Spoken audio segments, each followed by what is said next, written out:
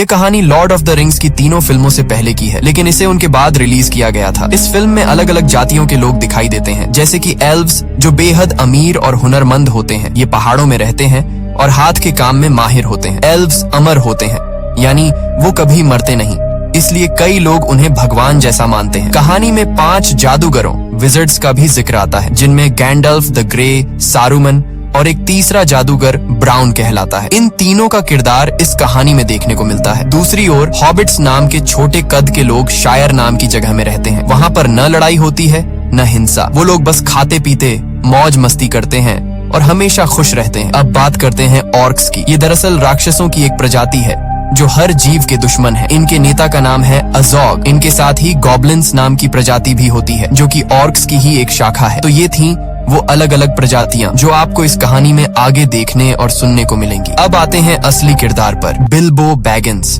जो फ्रोडो का चाचा है। इस कहानी में बताया गया है कि बिल्बो की जिंदगी कैसी थी। कहानी की शुरुआत में उसे 11 साल का दिखाया गया है, जब वो अपनी जिंदगी की सारी बातें एक किताब में लिख रहा होता है ताकि उसका भतीजा फ्रोडो उसे पढ़ सके। इसके बाद कहानी 60 साल पीछे चली जाती है, उस वक्त की जब ड्वार्फ्स यानी बौने लोग पहाड़ों के अंदर अपने खूबसूरत शहरों में रहा करते थे। उनकी दुनिया इतनी शानदार थी कि देखने वालों को स्वर्ग जैसी लगती थी। और उन बौनों के राजा का नाम था थॉरिन ओकेनशील्ड। थोरिन का राजवंश पूरी तरह सुरक्षित था क्योंकि उसके बेटे और पोते दोनों जीवित थे। उस समय बौने लोग ड्वार्व्स दुनिया के सबसे अमीर प्रजाति माने जाते थे, क्योंकि उनके पहाड़ों के अंदर सोने की नदियां बहती थीं। उन्हें वहां हीरे, जवाहरात और कीमती पत्थर मिलते थे और वे इन्हें तराशने में बेहद कुशल कारीगर थे। एक दिन एक बौने को पहाड़ की गहराइयों में एक विशाल हीरा मिला। इस हीरे को हार्ट ऑफ द माउंटेन कहा गया। राजा थ्रोर ने इसे अपनी शाही ताकत और हक का प्रतीक बना दिया और इसका नाम रखा द किंग्स जूल। कई सालों तक इस राज्य में सब कुछ शांति और समृद्धि से चलता रहा, लेकिन एक दिन उत्तर दिशा से एक भयानक ड्रैगन आ पहुंचा, जिसका नाम था स्मॉग। यह ड्रैगन अपने मुंह से आग उगलता था और बेहद क्रूर व लालची था। उसने अपने रास्ते में आने वाले सभी शहरों को जला डाला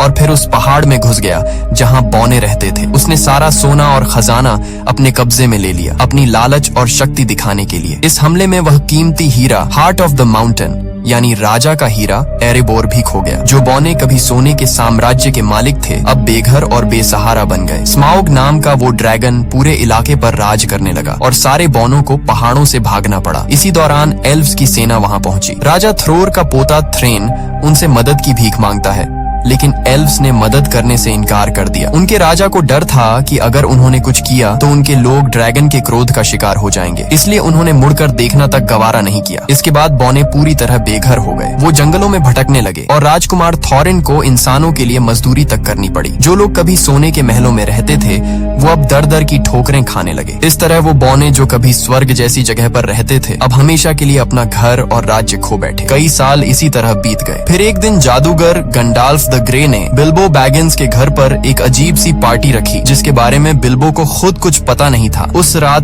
13 बौने, 13 ड्वार्व्स वहां पहुंचे, जिनमें थॉरिन ओकेनशील्ड भी शामिल था, जो राजा थ्रोर का पोता और बौनों का नेता था। पार्टी के दौरान उन्होंने बताया कि अब पंछी फिर से उन पहाड़ों की ओर लौटने लगे हैं जहां वे पहले रहा करते थे। एक भविष्यवाणी के अनुसार जब पंछी वापस एरेबोर की ओर लौटने लगे तो इसका मतलब होता है कि स्मॉग नाम का ड्रैगन अपनी तबाही के अंत के करीब है। थॉरिन कहता है, अगर ये संकेत हमने देखा है तो दूसरों ने भी देखा होगा और अब वे सब भी हमारे एरेबोर पर कब्जा करना चाहेंगे, जहां अनगिनत खजाने और सोना अब भी छिपा है। लेकिन हम ऐसा नहीं होने देंगे। हम स्मॉग को मार गिराएंगे, उसे भगा देंगे और अपना घर, अपनी जमीन और अपना गर्व वापस हासिल करेंगे। तभी एक बौना कहता है, लेकिन तुम भूल रहे हो, पहाड़ का मुख्य दरवाजा तो बंद है, अंदर जाने का कोई रास्ता नहीं। तभी गांडल्फ मुस्कुराता है और अपनी जेब से एक चाबी निकाल कर कहता है, यह चाबी तुम्हारे पिता ने मुझे दी थी ताकि मैं इसे सुरक्षित रख सकूं। ये देखकर एक और बौना कहता है, अगर चाबी है तो जरूर कोई गुप्त दरवाजा भी होगा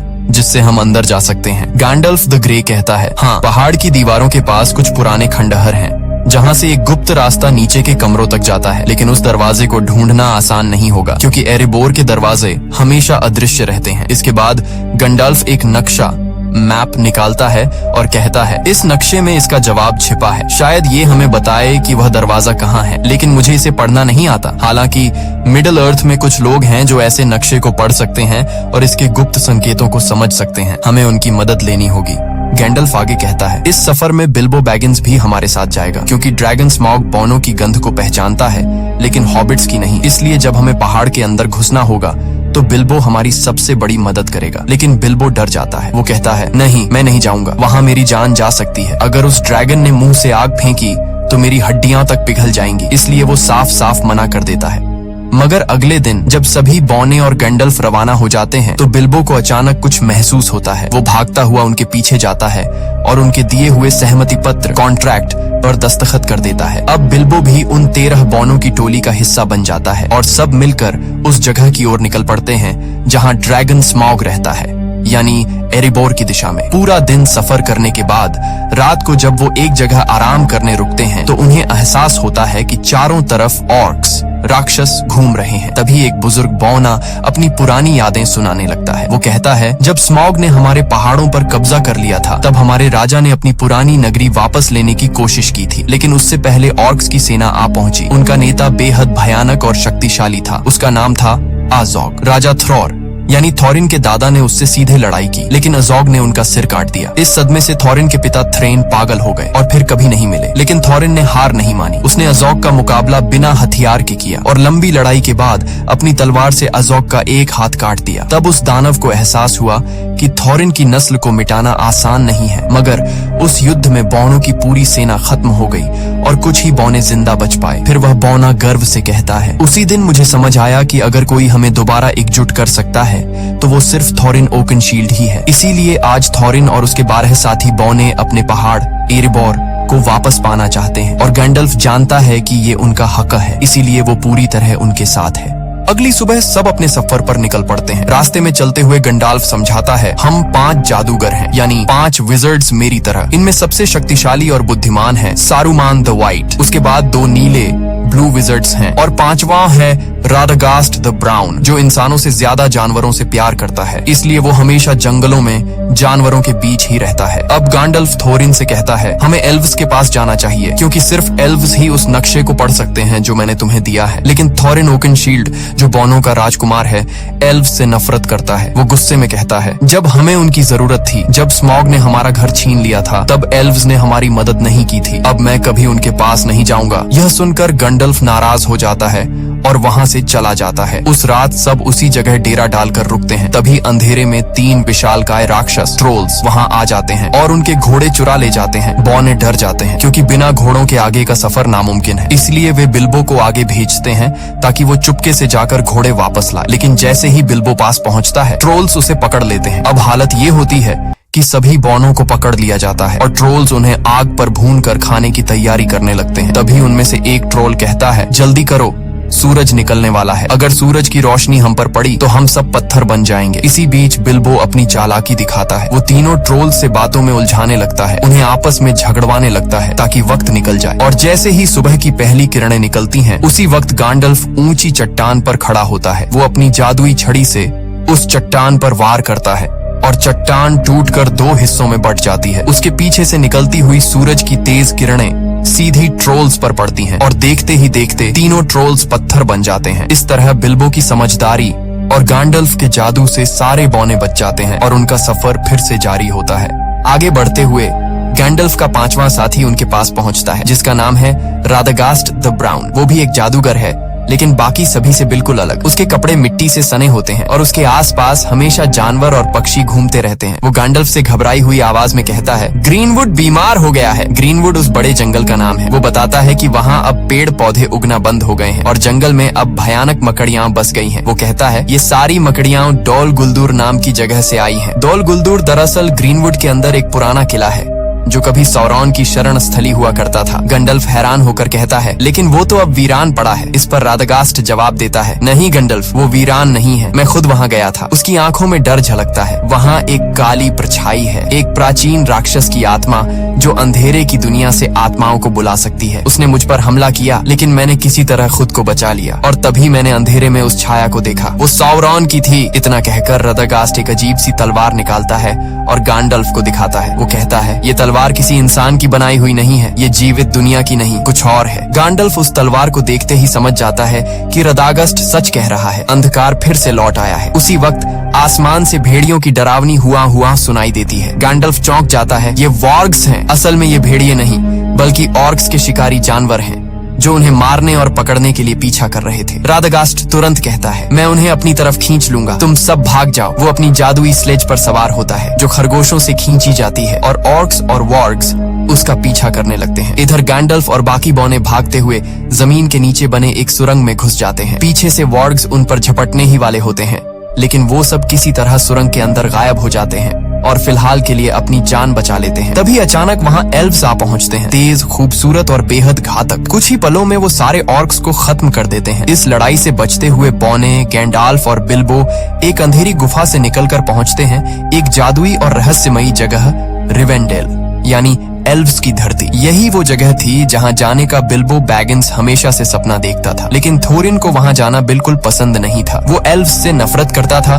क्योंकि जब उसके कबीले को उनकी सबसे ज्यादा जरूरत थी तब एल्व्स ने मदद करने से इनकार कर दिया था। फिर भी गैंडाल्फ की मनाने पर थोरिन और बाकी बौने वहां जाने के लिए तैयार हो जाते हैं। एल्व्स उनका स्वागत करते हैं और उसी वक्त गैंडाल्फ थोरिन से कहता है कि वो नक्शा उसे दे दे ताकि वो इसे एलरॉन्ड यानी एल्व्स के राजा को दिखा सके। थोरिन पहले तो हिचकिचाता है लेकिन आखिरकार मान जाता है। जब एलरॉन्ड नक्शे को ध्यान से देखता है तो उसे उसमें एक गुप्त संदेश दिखाई देता है। वो बताता है कि ड्यूरिन डे पर तुम्हें ग्रे स्टोन के पास खड़ा होना होगा और वहीं से तुम्हें वो गुप्त दरवाजा दिखाई देगा जो केवल एक खास चाबी से ही खुलेगा। वो आगे समझाता है कि ड्यूरिन डे वो दिन होता है जब पतझड़ का आखिरी चांद और सर्दी का पहला सूरज एक साथ दिखाई देते हैं और वो दिन बहुत जल्द आने वाला है। लेकिन एलरॉन्ड उन्हें चेतावनी देता है, तुम ही अकेले नहीं हो जो उस जगह पर नजर रखे हुए हो। बहुत से लोग वहां पहुंचने की कोशिश कर रहे हैं। और तभी वहां प्रकट होता है एक और शक्तिशाली जादूगर, सारूमन द व्हाइट, जो ताकत में गैंडाल्फ के बराबर है। सारूमन गैंडाल्फ से कहता है, हमें उन पहाड़ी रास्तों पर नहीं जाना चाहिए जहां ड्रैगन स्मॉग सो रहा है, क्योंकि वो पिछले 60 सालों से गहरी नींद में है। अगर वो जाग गया तो ये पूरी दुनिया राख में बदल जाएगी। लेकिन तभी यूनिकॉर्न्स कहते हैं, अगर स्मॉग जाग गया और उसने दुश्मनों के साथ हाथ मिला लिया तो तबाही ऐसी होगी जिसकी इंसान कल्पना भी नहीं कर सकता। वे गैंडाल्फ को सब कुछ बताते हैं जो रैडगास्ट यानी 5वां और भूरा जादूगर पहले ही बता चुका था, लेकिन सारूमन उनकी बातों पर यकीन करने से इनकार कर देता है। तभी एलरॉन्ड एल्व्स का राजा गंभीर आवाज में कहता है, 400 साल पहले जब अंधकार ने इस धरती को निगला था तब हर चीज खत्म हो गई थी। अब बड़ी मुश्किल से हमने फिर से शांति पाई है और मैं नहीं चाहता कि वो विनाश दोबारा लौट आए। इसलिए एल्व्स और सारूमन दोनों ही थोरिन के मिशन में साथ जाने से इनकार कर देते हैं। मगर थोरिन को किसी की मदद की जरूरत नहीं थी। वो पहले से ही एल्व्स से नाराज था, इसलिए बिना कुछ कहे, बिना अलविदा बोले वो वहां से निकल जाता है। कुछ समय बाद थोरिन और उसके साथी पहुंचते हैं धुंध से ढकी पहाड़ियों में, जिन्हें मिस्टी माउंटेन्स कहा जाता है। कहते हैं यहाँ विशाल पत्थरों के जोड़े रहते हैं जो जिंदा हैं और एक दूसरे से लड़ते रहते हैं। शुरुआत में किसी को यकीन नहीं होता, लेकिन अचानक पूरी घाटी हिलने लगती है, आसमान गूंज उठता है और सामने दिखते हैं वो विशाल पत्थर जो सचमुच एक दूसरे पर हमला कर रहे थे। उनकी टक्कर से पूरी धरती कांप उठती है और थोरिन का दल अपनी जान बचाने के लिए भागने लगता है। कोई और रास्ता न देखकर वे पहाड़ों की गुफाओं में छिप जाते हैं, लेकिन जैसे ही वे अंदर जाते हैं उन पर हमला कर देते हैं गॉब्लिन्स, डरावने, कुरूप और खून के प्यासे जीव। वे सारे बौनों को पकड़ लेते हैं और गहराई में ले जाते हैं। उधर दूसरी तरफ दिखाया जाता है कि ऑर्क्स और उनके निर्दयी नेता एजॉग, जो कभी थोरिन के हाथों अपनी बाह गंवा चुका था, अब गुस्से से पागल हो चुका है। वो दहाड़ते हुए अपने सैनिकों को आदेश देता है, थोरिन को ढूंढो और उसका सर मेरे सामने लाओ। थोरिन सोचता है कि एजॉग मर चुका है, लेकिन हकीकत में वो जिंदा है और अब उसकी आंखों में सिर्फ एक ही जुनून जल रहा है, थोरिन और उसके पूरे कबीले का सफाया करने का। थोरिन और बाकी सारे बौने अब ऑर्क्स के हाथों में कैद थे। तभी गॉब्लिन्स का राजा हंसते हुए कहता है, कोई है जो तुम्हें ढूंढ रहा है, कोई जो तुम्हें मारना चाहता है, उसका नाम है एजॉग। वो अपने एक आदमी को भेजता है ताकि एजॉग से सौदा किया जा सके, थोरिन और उसके साथियों की मौत के बदले इनाम के लिए। अब ये 13 बौने पूरी तरह गॉब्लिन्स की कैद में थे, लेकिन उनके साथ बिल्बो बैगिंस नहीं था। दरअसल जब गॉब्लिन्स ने उन सब पर हमला किया था, उसी अफरा तफरी में बिल्बो नीचे अंधेरी खाई में गिर पड़ा। वो इतनी गहराई में जा गिरा जहाँ रोशनी का नामो निशान नहीं था, एक ऐसी जगह जिसे अंडरवर्ल्ड कहा जाता है। वहीं उसके साथ एक गॉब्लिन भी नीचे गिरता है। दोनों बेहोश पड़े होते हैं। तभी अंधेरे में एक डरावना, पतला, चमकती आंखों वाला जीव आता है, गॉलम। गॉलम यहाँ अंधेरे झीलों के बीच रहता है। मछलियां और गॉब्लिन्स खाकर जिंदा रहता है। उसके पास एक रहस्यमयी अंगूठी है, वो अंगूठी जिसमें अपार ताकत छिपी है। जब वो बेहोश गॉब्लिन को देखता है तो उसे घसीट कर ले जाने लगता है, लेकिन तभी गॉब्लिन होश में आ जाता है। गोलम गुस्से में एक पत्थर उठाता है और उस पर हमला कर देता है, और उसी झगड़े के दौरान वो अंगूठी, उसकी सबसे कीमती चीज, उसके जेब से गिर जाती है। दूर कोने में छिपा बिल्बो ये सब देख रहा होता है। वो धीरे से आगे बढ़ता है और वो अंगूठी उठाकर अपनी जेब में रख लेता है। उसे पता नहीं था कि उसने अभी अभी पूरी दुनिया की किस्मत अपने हाथों में ले ली है, लेकिन अब बिल्बो के सामने नई मुसीबत थी। इस अंधेरी जगह से निकलने का रास्ता उसे मालूम नहीं था। तभी सामने से वही डरावना गोलम आता है। उसकी आंखों में खून उतर आया था। वो बिल्बो को देखकर गुर्राता है और कहता है, माय प्रेशियस, तू यहाँ क्या कर रहा है? वो बिल्बो को मार डालना चाहता है, लेकिन बिल्बो हिम्मत दिखाता है और कहता है, ठहरो, चलो एक खेल खेलते हैं। अगर मैं तुम्हारे सारे पहेलियों के सही जवाब दे दूं और तुम मेरी पहेली न सुलझा सको तो तुम मुझे बाहर का रास्ता दिखाओगे।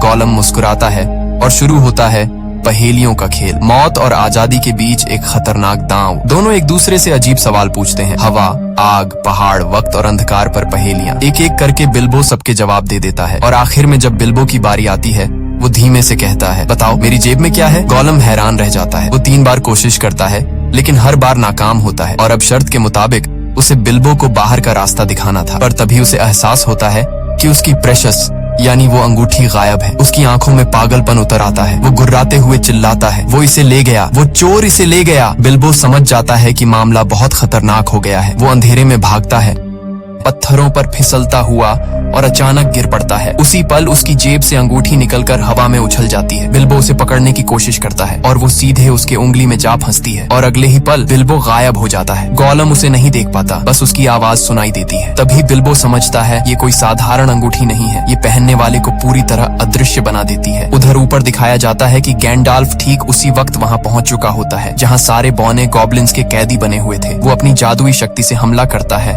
और शुरू हो जाती है एक भयंकर लड़ाई। गॉब्लिन्स का राजा, एक विशाल काय भयानक जीव, गर्जना करता है, लेकिन गैंडाल्फ अपनी तलवार से उसका सिर काट देता है। धुएं और आग के बीच सारे बौने आजाद होकर भागते हैं और आखिरकार पहाड़ों के रास्तों से बाहर निकल आते हैं। वहीं दूसरी तरफ बिल्बो धीरे धीरे अंधेरे से बाहर निकलता है, लेकिन गोलम उसके रास्ते में आ जाता है। उसकी आंखों में पागलपन और नफरत झलक रही होती है। बिल्बो चुपचाप तलवार निकालता है। वो गोलम को मार सकता था, पर उसी पल वो रुक जाता है। उसे उस जीव पर दया आ जाती है जो अपनी लालच और तन्हाई में खुद ही कैद हो गया था। बिल्बो उसे मारे बिना उसके ऊपर से छलांग लगाता है और भाग निकलता है। गोलम उसकी चीखती आवाज के साथ गुफा में गूंज उठता है, वो चोर, उसने मेरी प्रेशियस चुरा ली। और उसी पल से गोलम के दिल में जल उठती है बिल्बो के लिए नफरत की आग। बाहर निकलने पर बिल्बो की मुलाकात थोरिन और बाकी बौनों से होती है। सब उसे देखकर हैरान रह जाते हैं, वो कैसे बच निकला। लेकिन उनकी राहत ज्यादा देर नहीं टिकती, क्योंकि तभी अचानक आसमान से आवाजें आने लगती हैं। एजोग और उसकी ऑर्क्स की फौज वहां पहुंच चुकी होती है। वो विशालकाय भेड़ियों,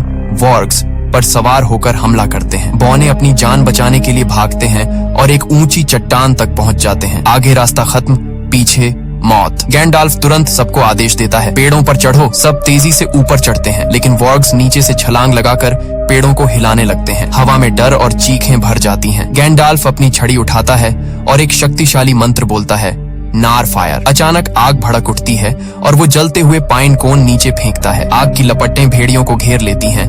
कई ऑर्क्स जलकर गिर पड़ते हैं। आसमान में धुआं उठ रहा था।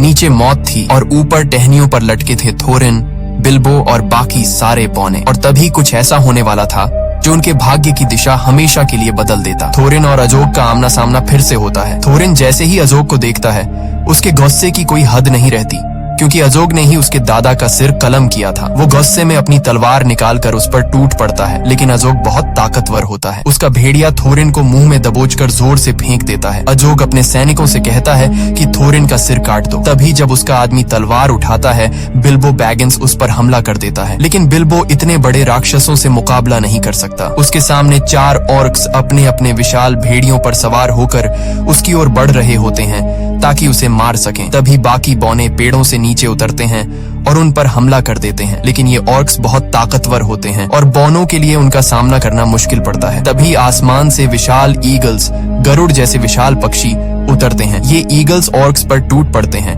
उन्हें अपनी तेज पंजों में पकड़कर हवा में उठा ले जाते हैं और नीचे गिरा देते हैं। इस तरह बिल्बो बैगिंस, थोरिन और बाकी सभी की जान बच जाती है। इन ईगल्स को यहाँ भेजा था गैलाड्रियल ने, जो एक एल्फ होती है और गैंडाल्फ पर पूरी तरह भरोसा करती है। उसे पूरा यकीन होता है कि गैंडाल्फ जो कह रहा है वो सच है और बिल्कुल सही है, इसलिए उसने मदद भेजी थी। ईगल्स सबको उठाकर दूर सुरक्षित जगह ले जाते हैं, जबकि नीचे अजोग और उसके बाकी सैनिक गुस्से में उन्हें जाता हुआ देखते रह जाते हैं। ईगल्स सबको एक सुरक्षित जगह पर उतार देते हैं। वहाँ थोरिन बिल्बो बैगिंस के पास आता है और कहता है, मैं हमेशा तुम्हारे खिलाफ था। मैं नहीं चाहता था कि तुम हमारे साथ आओ क्योंकि मुझे तुम पर भरोसा नहीं था, लेकिन अपनी जिंदगी में मैं कभी इतना गलत नहीं हुआ। इतना कहकर थोरिन बिल्बो बैगिंस को गले लगा लेता है। हालांकि बिल्बो बैगिंस के पास अब वह जादुई अंगूठी होती है, लेकिन वो इसके बारे में किसी को कुछ नहीं बताता। अब सबकी नजरें उस पहाड़ पर होती हैं, वही पहाड़ जो कभी बोनो का घर था, जहाँ वे शांति से रहते थे। लेकिन अब उसी पहाड़ के भीतर सो रहा है भयानक ड्रैगन स्मॉग, जिसने कभी इनसे उनका घर छीन लिया था। फिर कैमरा उस पहाड़ के अंदर दिखाता है, जहां स्मॉग, जो पिछले 60 सालों से गहरी नींद में था, अब अपनी आंखें खोल देता है और यहीं पर कहानी खत्म होती है। ये फिल्म 2012 में रिलीज हुई थी, जिसे IMDb पर 7.8/10 की रेटिंग मिली है।